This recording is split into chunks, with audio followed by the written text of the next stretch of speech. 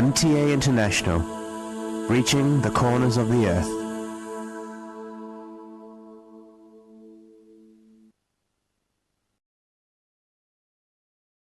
اس وقت ہم سیدنا حضرت امیر المومنین خلیفۃ المسیح رابع ایدہ اللہ تعالیٰ بنصر العزیز کا ایک تاریخی خطبہ جمعہ آپ کی خدمت میں پیش کر رہے ہیں۔ حبیبنا صلی علی محمد صلی علی حبیبنا صلی علی محمد صلی علی رسولنا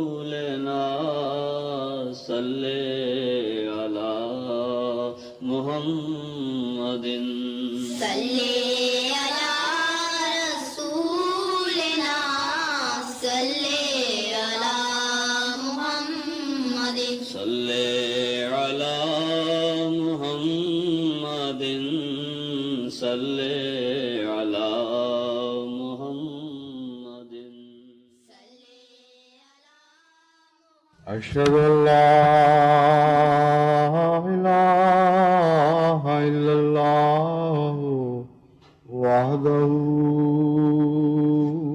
لا شريك له وأشهد أن محمدا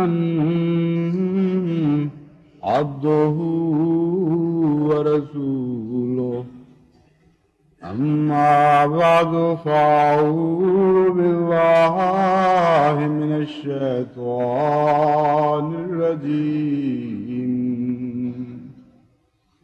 بسم الله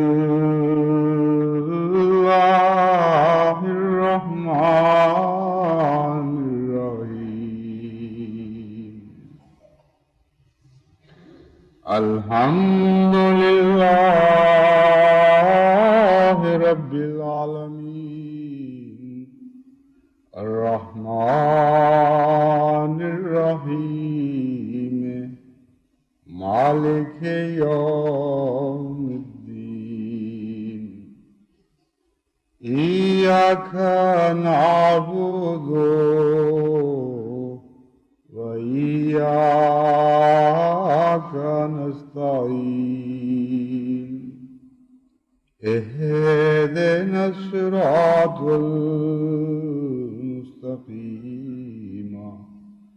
صراط الذين أنعمت عليهم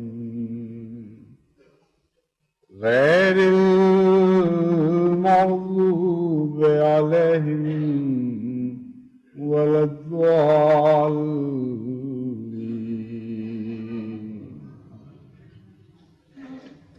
جلسہ سالانہ کے ایام قریب سے قریب تر آ رہے ہیں اور اس سے پہلے کی دو مصروفیات جو توجہ اپنی طرف مرکوز رکھتی ہیں، یعنی اجتماع خدام الحمدیہ و لجنہ و اجتماع انصار اللہ، وہ اللہ تعالیٰ کے فضل کے ساتھ بخیر و خوبی گزر چکی ہیں۔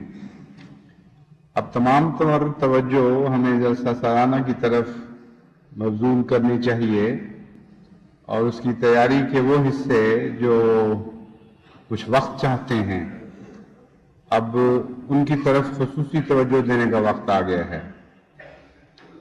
مہمانوں کی تیاری کے سلسلے میں سب سے اہم چیز جو انتظامیہ کے لیے پریشانی کا موجب بنتی ہے وہ مکانات کا حصول ہے۔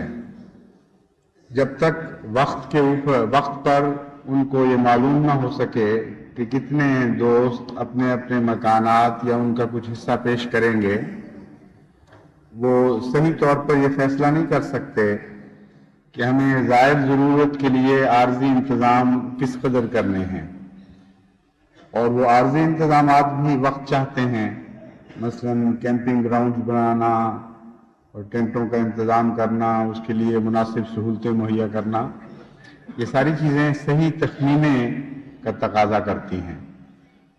تو اس لیے وہ دوست جنہوں نے پہلے سے ہی فیصلہ کر لیا ہوگا اپنے دلوں میں کہ ہم مکان کا یہ حصہ سلسلے کے انتظام کے تابع مہمانوں کو دیں گے، ان کو چاہیے کہ وہ اس اطلاع دینے میں دیر نہ کریں اور جلد از جلد کوشش کریں کہ یہ اطلاع افسر جلسہ کو پہنچ جائے۔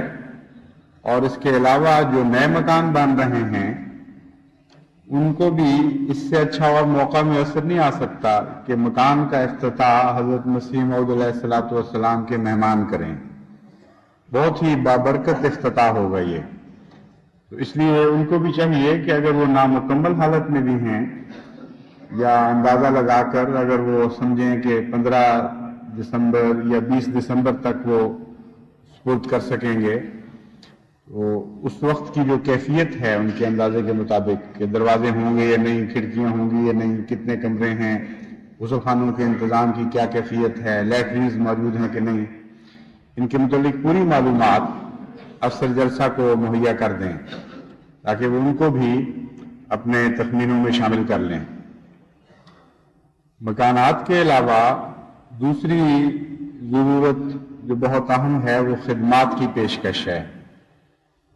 اہل ربوہ خدا کے فضل کے ساتھ ہمیشہ بہت ہی اعلیٰ نمونہ دکھاتے ہیں خدمات پیش کرنے میں۔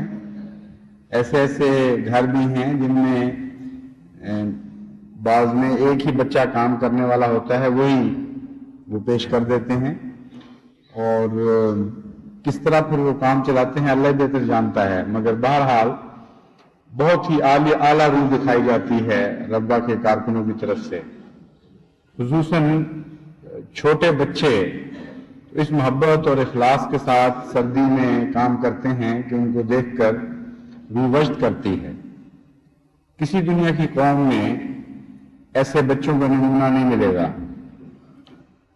نہ امیر قوموں میں، نہ غریب میں، نہ مغربی میں، نہ مشرقی میں، کہ ایک اعلیٰ مقصد کی خاطر، اور وہ مقصد بھی ایسا اعلیٰ کہ رب عظیم سے تعلق رکھنے والا مقصد ہو، اس کو خوش کرنے کے لیے چھوٹے چھوٹے بچے نہایت ہی غریبانہ حالت میں، جن کو تن ڈھانپنے کے لیے کپڑے بھی میسر نہ آ رہے ہوں، وہ والہانہ جذبے کے ساتھ خدمت کریں، اور ایسی خدمت کریں کہ جو مزدوروں کی مزدوریوں سے بڑھ جائے۔ ایسے مشقت کے کام بھی بچے میں نے کرتے دیکھے ہیں، ٹوکریاں بھر بھر کے روٹیوں کی لے کے جانا، اور ساری ساری رات، پھر تھوڑا سا وقفہ ملتا ہے، پھر وہ سارا دن وہی کام کرتے ہیں کہ جو عام طور پر مزدور بھی اس محنت سے نہیں کر سکتے۔ تو اس لیے اہل ربوہ کو یہ کہنے کی ضرورت تو نہیں ہے کہ آپ خدمت کا جذبہ پیدا کریں، وہ اللہ کے فضل سے پہلے سے موجود ہے، صرف یہ بتانے کی ضرورت ہے کہ آپ اس خدمت کو پیش کرنے میں دیر نہ کریں، اور جو بھی خدمت کے لیے بچہ یا جوان پیش ہو اس کو ان کی ذمہ داریوں سے پہلے سے ہی مطلع کر دینا چاہیے۔ بعض دفعہ اتنے بڑے انتظامات میں بعض کمزور بھی داخل ہو جاتے ہیں، بعض بچے بری عادتیں لے کر بھی آتے ہیں۔ یہ تو ناممکن ہے کہ ایک سوسائٹی کلیتاً پاکیزگی کے بہترین معیار تک پہنچ جائے، اس لیے ہمیں علم ہے کہ یہ واقعات ہوتے ہیں، یعنی نہایت ہی اعلیٰ مخلص بچے بھی ملتے ہیں، ان میں کمزور بھی ہوتے ہیں، بعضوں کو گالی دینے کی عادت ہوتی ہے۔ ایسے بھی بعض دفعہ واقعات ہوئے ہیں کہ ایک بچے نے دوسرے بچوں کی چیز چوری کر لی۔ تو یہ ایسے واقعات نہیں ہیں جن کو ہم چھپائیں دنیا سے، یہ حقائق ہیں، اور ہمیں قرآن کی تعلیم کے مطابق حقائق کے ساتھ جڑ کے رہنا ہے، اسی میں ہماری زندگی ہے۔ اس قرآن کریم کی عظمت اور حوصلہ دیکھیں، ایسی عظیم الشان کتاب ہے کہ آن حضرت صلی اللہ علیہ وآلہ وسلم کے زمانے میں جب کہ انسانیت اپنے معراج کو پہنچی ہے اور مکارم الاخلاق پر فائز انسان نے، جو انسان کامل تھا، تربیت کی ہے، اس وقت کے مدینے کی کمزوریوں کے حالات بھی ہمارے لیے ریکارڈ کر دیے اور بتایا کہ منافقین کیا کر رہے ہیں، کہاں گندگی ہو رہی ہے، کیا کیا غلاظتیں ہو رہی ہیں، اور سورج کی روشنی میں وہ جو کونے سورج کی روشنی سے محروم رہے تھے، ان کے متعلق قرآن کریم میں یہ بتانے میں کوئی بات محسوس نہیں کی کہ انہوں نے اپنے لیے اندھیرا اختیار کیا، تو سورج کی موجودگی میں بھی اندھیرے قائم رہے، ان کونوں میں، ان خطروں میں، ان مختلف بند کمروں میں جنہوں نے روشنی کو اپنے لیے پسند نہیں کیا۔ تو ربا کی سوسائٹی تو حضرت محمد مصطفیٰ صلی اللہ علیہ وآلہ وسلم کے ایک سب سے اعلیٰ غلام، سب سے محبوب غلام حضرت مرزا غلام احمد قادیانی کی قائم کردہ سوسائٹی ہے۔ اس لیے آقا سے بڑھ کر روحانی انقلاب کا دعویٰ تو کیا ہی نہیں جا سکتا، ناممکن ہے۔ اس لیے وہ حقائق جو قرآن نے نہیں چھپائے ان پر پردہ ڈالنے کے کوئی موقع نہیں، کوئی بے مقصد اور لغو بات ہوگی۔ تو ہم محض اچھوں کی حوصلہ افزائی نہیں کریں گے، بلکہ جو کمزوریاں ہیں ان کو نمایاں کریں گے، بتائیں گے اور ان کی اصلاح کی کوشش کریں گے۔ قول سدید کے بغیر تو ناممکن ہے اصلاح۔ تو جو کمزوریاں میں نے دیکھی ہیں اپنے انتظامات کے دوران جو مختلف موقعوں پر مختلف رہے ہیں، ان میں بعض باتیں جو ہیں وہ میں کھل کر بیان کرنا چاہتا ہوں۔ ابھی سے نوجوانوں کی تربیت شروع کر دی جائے، بچوں کی تربیت شروع کر دی جائے، اور بار بار گھروں میں یہ باتیں ہوں کہ اس جلسے پر ان میں سے کوئی بات بھی نہیں دہرانی چاہیے۔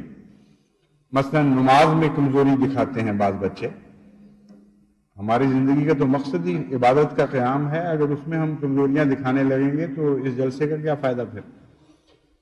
اور پھر باہر سے آنے والے آپ سے سیکھنے کے لیے آتے ہیں۔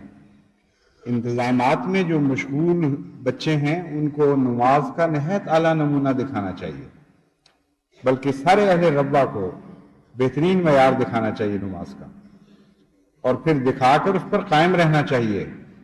وہ کوئی دکھاوے کی چیز نہیں ہے عبادت، مراد صرف اتنی ہے کہ آنے والے نیک نمونہ پکڑیں اور اس کے بعد وہ نیک نمونہ آپ کی زندگی کا جز بنا رہے ہمیشہ کے لیے۔ تو عبادت پر بہت زور دینے کی ضرورت ہے کہ ہمارے کارکنوں کا کم سے کم معیار نہایت ہی اعلیٰ ہو۔ دوسرا حصہ ہے زبان کی صفائی۔ اس میں گالی، سخت کلامی، غصے میں آ کر اپنے جذبات کو کنٹرول نہ کر سکنا، یہ ساری چیزیں مہمان نوازی کے تقاضوں کے بھی خلاف ہیں، عام اخلاقی تقاضوں کے بھی خلاف ہیں۔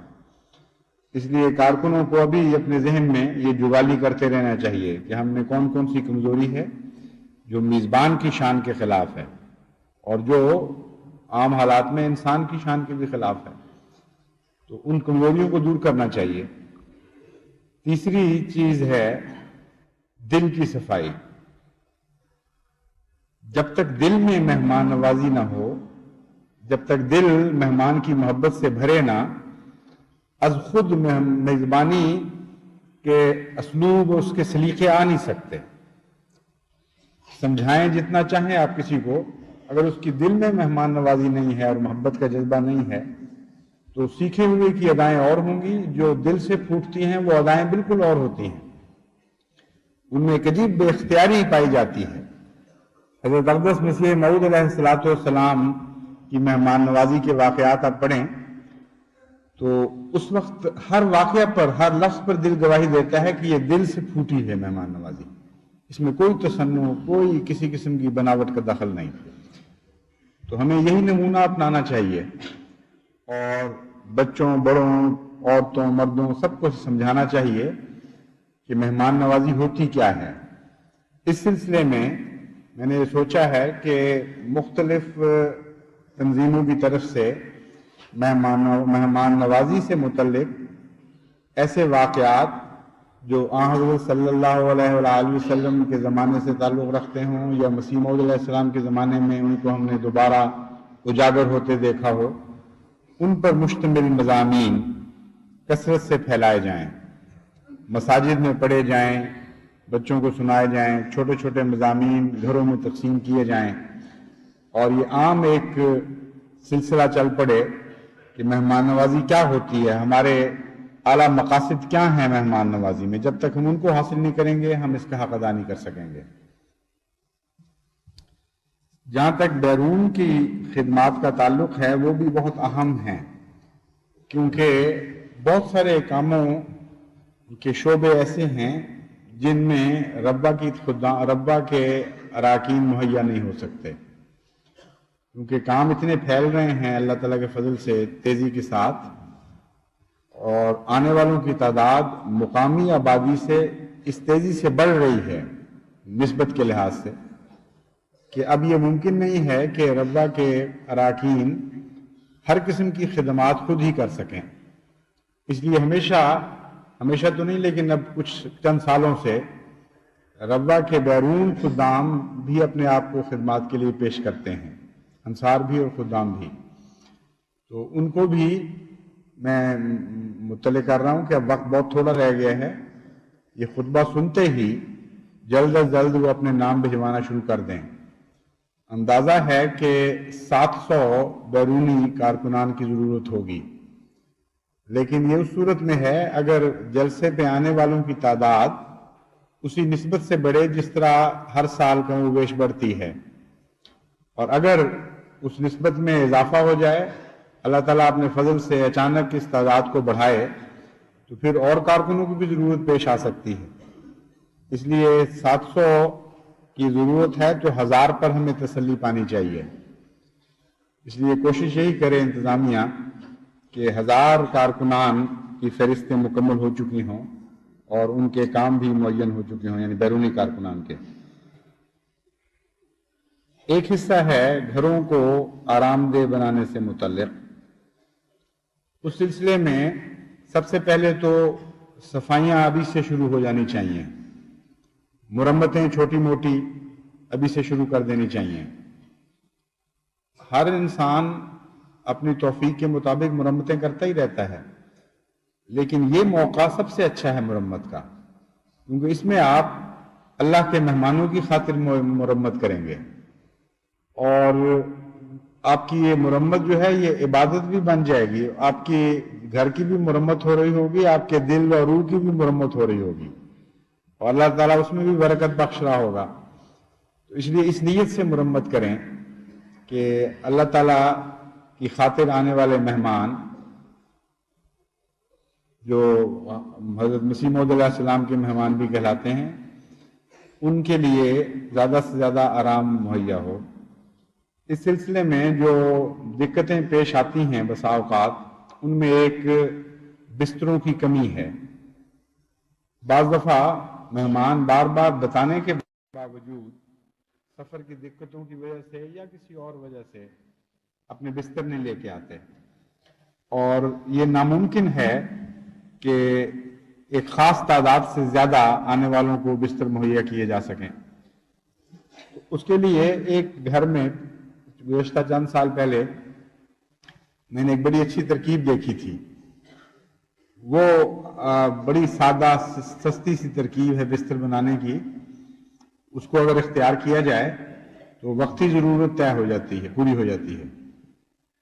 انہوں نے پرانی کھاد کی بوریاں لے کر ان کو دھو کر اس کے غلاف بنا لیے، اور ان میں یہ پرالی کھوری یہ بھر دی، اور ان کو اوپر نیچے سٹیک کر کے ایک طرف رکھ لیا، اور جب مہمان ان کے آئے جن کے پاس بستر وغیرہ نہیں تھے تو ان کو اسی کی توشکیں دے دیں، اور توشکیں جو تھیں زائد وہ اوپر لینے کے کام آ جاتی ہیں، چنانچہ ڈبل بستر بن گیا اس طرح۔ اور انہوں سے میں نے جب پوچھا تو انہوں نے بتایا کہ نہایت ہی کامیاب تجربہ ہے، گرم بھی بہت رہتا ہے اور نرم بھی رہتا ہے، اور بہت خوش ہوئے مہمان اس توشک کو دیکھ کر۔ تو بہت سستی توشک بن جاتی ہے، روئی خریدنے کی ضرورت کوئی نہیں ہے، پرالی آپ کو مفت مل جائے گی، اور بیویاں بچے مل کے بیٹیاں دو دو ٹانکے لگا کے توشکیں بنا لیں، اور اس کے بعد پھر آپ کو رکھنے میں آرام ہے، یعنی اس کو خالی کیا، اور اگر کوئی گائے بکری وغیرہ ہے اس کو کھلا دی توشک، یعنی توشک کا اندر کا حصہ، اور باہر والا دھو کر پھر اس کو اپنے طے کر کے رکھ لیں، بہت چھوٹی سی جگہ میں یہ آپ کی توشکیں آ جائیں گی۔ تو اس طرح کی ترکیبیں سوچ کے اور بھی مہمانوں کے لیے آسائش کے انتظام کریں۔ ایک ہے غسل خانے اور لیٹرینز کی دقت۔ اس سلسلے میں نے دیکھا ہے کہ اگر کوئی میزبان یہ ارادہ کرے کہ میں نے کچھ کرنا ہے، تو بہت چھوٹی چھوٹی چیزیں ایسی ہیں جن کی ضرورت خریدنے کی پیش آتی ہے. اکثر تو اگر انسان فیصلہ کر لے، ارادہ کر لے تو آسانی سے انتظام ہو جاتا ہے. غسل خانے بنانے کا تو وقت بھی نہیں ہے، اس کے لیے خرچ بھی بہت ضرورت ہوتی ہے، لیکن وقتی غسل خانے آسانی سے بنائے جا سکتے ہیں. مثلا ہم نے اپنے گھروں میں بھی دیکھا ہے، شروع میں میں نے اس طرح کے بنائے تھے کہ باہر اینٹوں کا ایک تھوڑا سا بنا لیا، اس کے اوپر مٹی کے مٹکے رکھ دیں، ان میں پانی بھر دیں، یا اگر توفیق ہو تو گرم پانی کے ساتھ انتظام کر دیں، ایک چھوٹا ڈرم رکھ کے اس میں آگ جلا دی جائے تاکہ جس نے بھی گرم کرنا ہو پانی، تھوڑا سا پانی مٹکے سے لیا، تھوڑا سا وہاں سے لے لیا. چھوٹے چھوٹے شیشے لٹکا دیں دیوار کے ساتھ فاصلوں پر. اور چلمچی اگر نہیں بنائی جا سکتی تو بیٹھنے کا انتظام کر دیں، پھر نیچے بیٹھ کر چھوٹی چھوٹی پیڑھیوں کے اوپر مہمان اپنا شیو بنا سکیں. جس نے شیو کرنا ہے، جس نے داڑھی بنانی ہے وہ داڑھی بنائے، مگر شیشے ہونے چاہیے اور پانی ہونا چاہیے. یہ سب سے بڑی ضرورت ہے. اور ایک غسل خانہ کافی نہیں ہوتا. عام طور پر لوگ سمجھتے ہیں کہ غسل خانہ تو ہے، لیکن جہاں 80 آدمیوں کی لائن لگ جائے غسل خانے کے لیے، آپ اندازہ کر سکتے ہیں کتنا بڑا وقت ضائع ہوتا ہے. اسی طرح چھوٹے چھوٹے ٹوائلٹس بھی بنائے جا سکتے ہیں عارضی. چھوٹے چھوٹے بور کرا کے جگہ جگہ پردے کا انتظام ہو جائے تو معمولی بات ہے، اتنا بڑا خرچ نہیں ہے.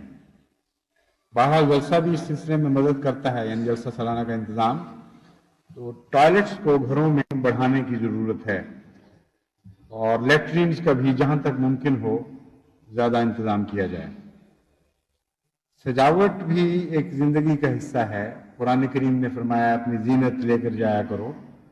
اصل زینت تو وہ اندرونی سجاوٹ ہے جس کا میں پہلے ذکر کر چکا ہوں، لیکن ظاہری سجاوٹ، ظاہری زینت بھی سنت ہے. اور آن حضرت صلی اللہ علیہ وآلہ وسلم خود بھی صاف ستھرے اور پاکیزہ اور ایسے زینت کو اختیار کرنے والے وجود تھے، اور آپ کے صحابہ بھی جہاں تک توفیق تھی یہی کرتے تھے. تو گھروں کی زینت بھی مہمان نوازی کا ایک حصہ ہوتی ہے. اس میں بعض محلے اگر چاہیں تو ایک رنگ اختیار کر سکتے ہیں، اکٹھا منگوا لیا جائے سستا، اور وہ بعض محلے بعض رنگ کا پیٹرن بنا سکتے ہیں کہ ہمارے محلے کی دیواریں باہر کی طرف سڑک نظر آنے والی دیواریں جو ہیں ان کا یہ رنگ ہوگا اور دروازوں کا یہ ہوگا. اس کے اگر تخمینے تیار کر لیے جائیں تو بہت معمولی خرچ کے اوپر ایک یونیفارمٹی بھی آ جائے گی. بعض محلے اچھے لگیں گے ایک ہی رنگ میں، اور دوسرے اہل محلہ کو بعد میں بڑا لطف آئے گا. یہ نظارہ دیکھ کر صرف مہمانوں کے لیے نہیں، ان کے اپنے بھی کام آنے والی چیز ہے. سجاوٹ سے طبیعت میں بشاشت پیدا ہوتی ہے، زندگی زیادہ آسان ہو جاتی ہے پہلے کی نسبت. اسی گھر میں زیادہ لطف آنے لگ جاتا ہے جہاں زینت ہو. تو زینت کے لیے ضروری نہیں کہ لاکھوں کروڑوں روپے کا انتظار کیا جائے. غریبانہ زینت بھی ہوتی ہے، صرف اس کے لیے سلیقہ چاہیے، ارادہ ہو، سلیقہ ہو تو زینت اختیار کرنا کوئی اتنا مشکل کام نہیں ہے. صحنوں اور گلیوں کی صفائی یہ ہوگی تو ساتھ زینت ہوگی. یہ تو نہیں ہو سکتا کہ اوپر سے سجاوٹ ہو اور نیچے گند ہو. تو یہ میں کہنا بھول گیا تھا پہلے، یہ پہلے کیا جائے. صفائی کا انتظام، صحنوں کی صفائی اور گلیوں کی صفائی، ان دونوں کو میں بریکٹ کر رہا ہوں کیونکہ بعض دفعہ صحن کی صفائی کا مطلب ہوتا ہے گلیوں کا گند، اور گلیوں کی صفائی کا مطلب ہے گھر کے اندر گند پڑا رہے. یہ دونوں چیزیں نہیں ہونی چاہیے. دونوں کو بیک وقت ایک ہی وقت میں پیش نظر رکھ کر پھر اپنا لاہ عمل تجویز کریں. آپ کے صحنوں کا گند گلیوں کا گند نہیں بننا چاہیے، اور گلیاں اس لیے نہیں صاف ہونی چاہیے کہ آپ کے صحن گندے رہتے ہیں. دونوں چیزیں بیک وقت صاف کرنے کے لیے آپ کو صرف اپنے ذرائع پر انحصار نہیں کرنا، بلکہ انتظامیہ کو لازماً اس میں آپ سے تعاون کرنا ہوگا۔ خدام الانبیاء، انصار اللہ، صدران محلہ، ان کی کمیٹیاں بنیں اور ان باتوں کا خیال کریں کہ وہ لوگ جو اپنا گند باہر پھینکیں گے ان کو کیا کرنا چاہیے، اور اس گند کو وقت پر وہاں سے دور کرنے کے لیے کیا انتظام ہونا چاہیے۔ وہ گندی نالیاں جن میں مسافروں کے پاؤں پڑ جاتے ہیں اندھیرے میں اور ان کے کپڑے گندے ہو جاتے ہیں، ان کے لیے کیا شکل بنانی چاہیے۔ کوئی بھی راہ گزر ایسی نہیں ہونی چاہیے جہاں کوئی خطرہ مسافر کے لیے ہو۔ اماطۃ الاذی ایمان کا ایک حصہ ہے، ہر تکلیف دہ چیز کو دور کرنا ہے ہم نے اپنی گلیوں وغیرہ سے۔ اسی طرح بازاروں میں صفائی بہت ضروری ہے۔ بازاروں میں دکانداروں کا یہ طبی رجحان ہوتا ہے کہ وہ اپنی دکانوں کو ایسے موقعوں پر سجاتے ہیں جہاں بکری بڑھنے کا امکان ہو، لیکن بعض دفعہ وہ اپنی دکانیں سجا کر اپنے گند باہر پھینک رہے ہوتے ہیں، اس لیے وہاں بھی ان دونوں چیزوں کو اکٹھا رکھنا ہے۔ دکان کی سجاوٹ بازار کی تکلیف میں نہ منتقل ہو جائے اور دکان کی وسعت بازار کی تنگی میں منتقل نہ ہو جائے۔ یہ دو تکلیفیں ہیں جو عموماً ایسے موقعوں پر پیش آ جاتی ہیں۔ تو انتظامیہ کو مستعد ہونا چاہیے کہ کھڑے بڑھتے وہ گلیوں کو نہ روک لیں اور بازاروں میں چلنا نہ مشکل ہو جائے، اور صفائی ہر طرح سے جہاں تک بھی ممکن ہو سڑکوں وغیرہ کی ضروری اختیار کی جائے۔ لیکن ایک شعبہ ہمارا ہے مکھی مار اور مچھر مار، اس کے انچارج میں نے ڈاکٹر عمر الدین صاحب کو بنایا تھا۔ وہ کام خدا کے فضل سے اچھا کرتے رہے ہیں، دوائیاں بھی مل گئی ہیں، لیکن ابھی پھر بھی مکھی کہیں کہیں نظر آ جاتی ہے۔ تو جلسے سے پہلے اس کے لیے اسپیشل سکیم بنانے کی ضرورت ہے۔ بالکل قلع قمع کر دینا چاہیے مکھی کا۔ مچھر کے لیے تو پتہ نہیں ان کو ابھی تک دوائیاں مہیا ہو سکی ہیں کہ نہیں، لیکن مکھی کے لیے تو کافی وافر مقدار میں دوائی آ چکی ہے۔ تو گھروں میں وہ تقسیم کریں تھوڑی تھوڑی پڑیوں میں، یا محلوں کی معرفت یا خدام کی معرفت، یا بازاروں میں کارکنان کے ذریعے اس کی عام اپلیکیشن کا انتظام کیا جائے۔ مساجد میں جہاں جوتیاں رکھی جاتی ہیں ان کے پاس اگر بوریاں بھگو کر رکھ دی جائیں تو مکھیاں اس کی طرف مائل ہو جاتی ہیں، کیونکہ اس میں سے ایک خاص بو بھی نکلتی ہے جو مکھی کو کھینچتی ہے۔ اور اسی طرح سیلز ہیں، ونڈو سیلز وغیرہ جو دہلیزیں ہیں ان پر رکھوانے کا انتظام کیا جائے۔ پھر جو گندگی ہے، پبلک گندگی کے سٹور بنے ہوئے ہیں جو، ان پر چھڑکاؤ کا انتظام کیا جائے۔ تو خدا کے فضل کے ساتھ بہت تھوڑے عرصے میں قریباً قلع قمع کیا جا سکتا ہے مکھی کا، اور اس کے لیے 3 حصوں میں تیاری کرنی چاہیے۔ ایک ابھی اپلیکیشن ہو جائے، پھر جلسے کے قریب، لیکن اتنا قریب نہ ہو کہ مکھی بیٹھ کر پھر کھانوں کے اندر مرنا شروع ہو، کیونکہ جب بالکل قریب پہنچ جائے وقت، اس وقت ابھی دوائی تازہ ہوتی ہے، اور اگر مکھیاں بچی ہوئی ہوں تو وہ اس پر بیٹھ کر بعض دفعہ مرتی نہیں اور کمزور ہو جاتی ہیں، تو پھر سالن یا دودھ میں جا کے پھر وہ جان دے دیتی ہیں۔ تو کافی گند ہوتا ہے اس طرح۔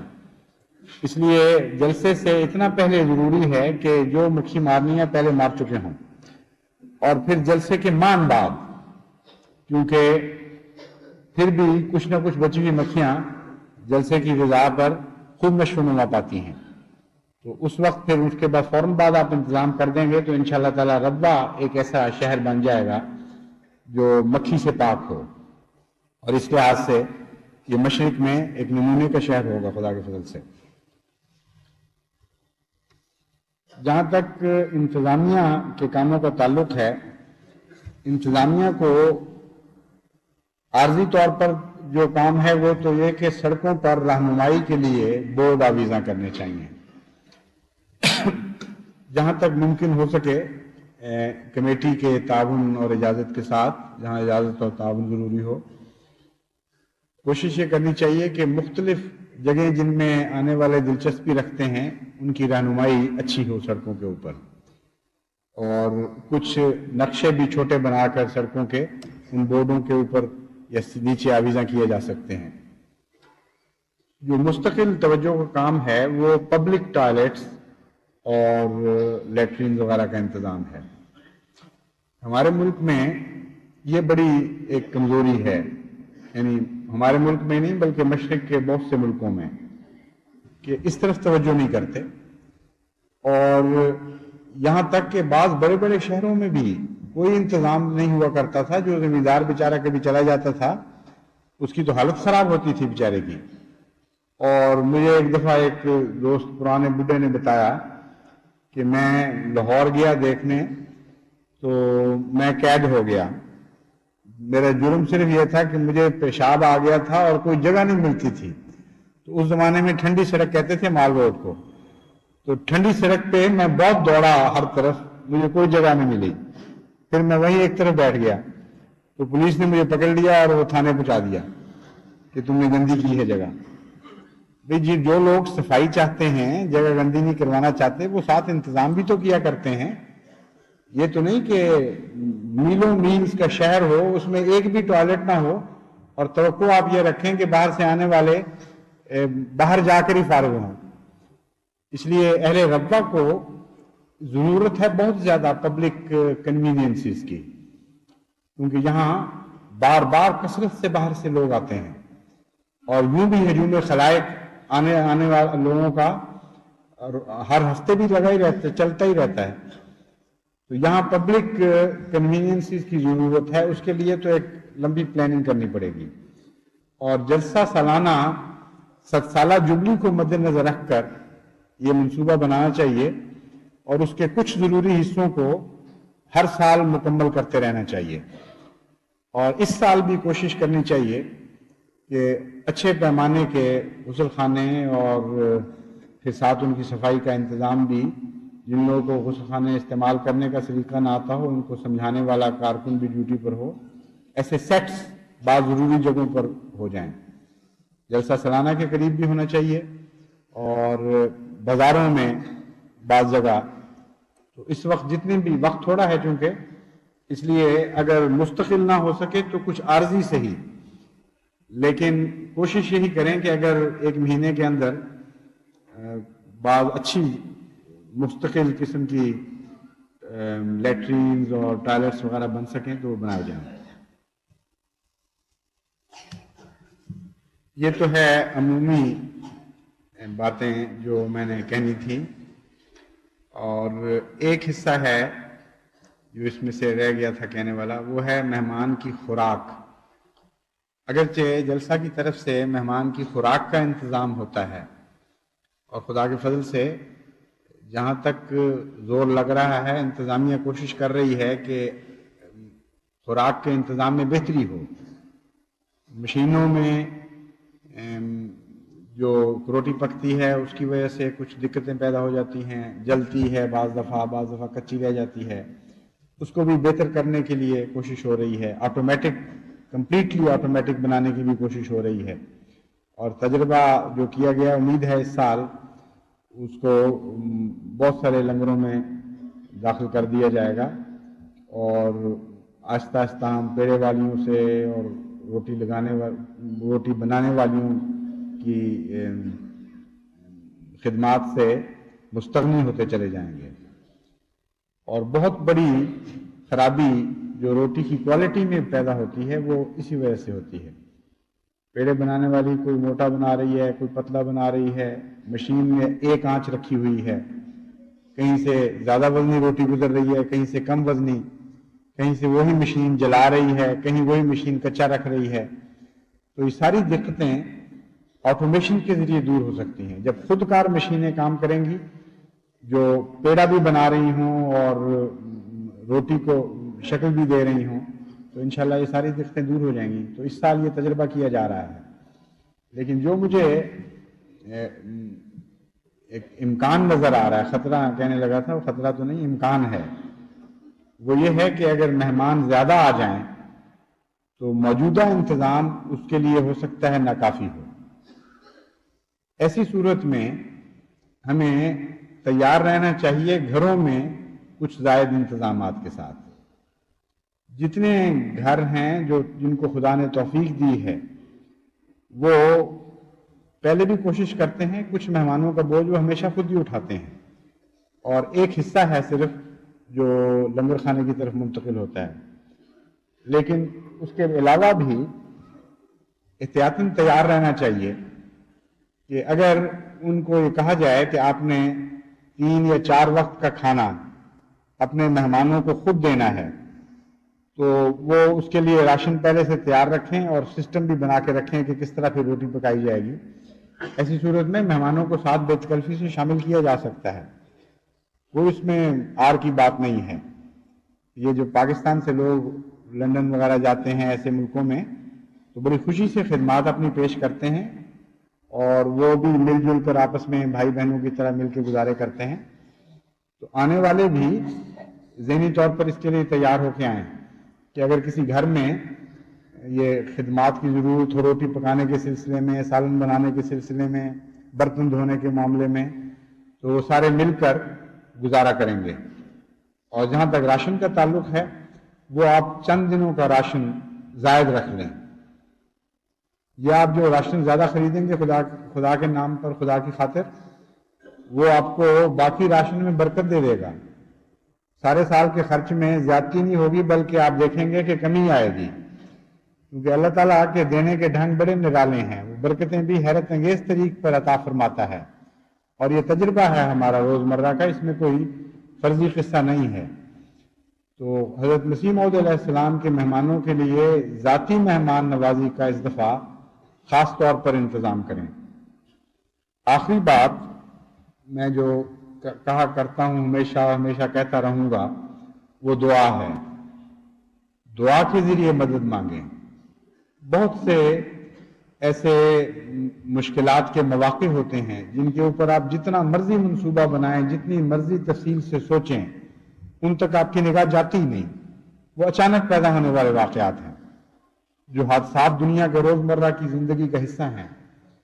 دعا ہے جو آپ کے روزمرہ کے منصوبوں میں بھی برکت دیتی ہے اور ان اتفاقی حادثات کے شر سے بھی آپ کو محفوظ رکھتی ہے، اور آپ کے حوصلوں کو بھی وسعت دیتی ہے، آپ کی قوت عمل کو بھی وسعت دیتی ہے، اور آپ کی کوششوں کو بہتر پھل لگاتی ہے۔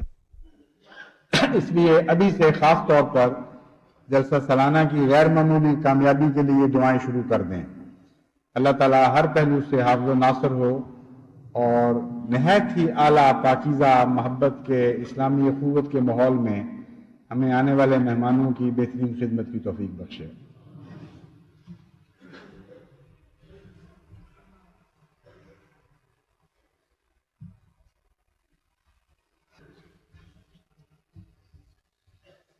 الحمدللہ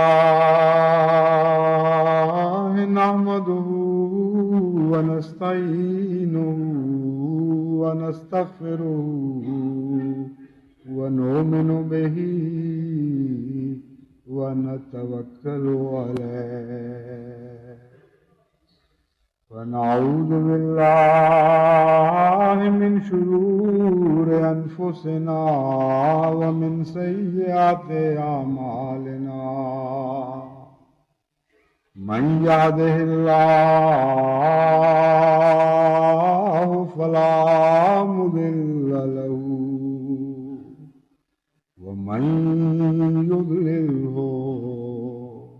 فلا هادي له ونشهد أن لا إله إلا الله وحده لا شريك له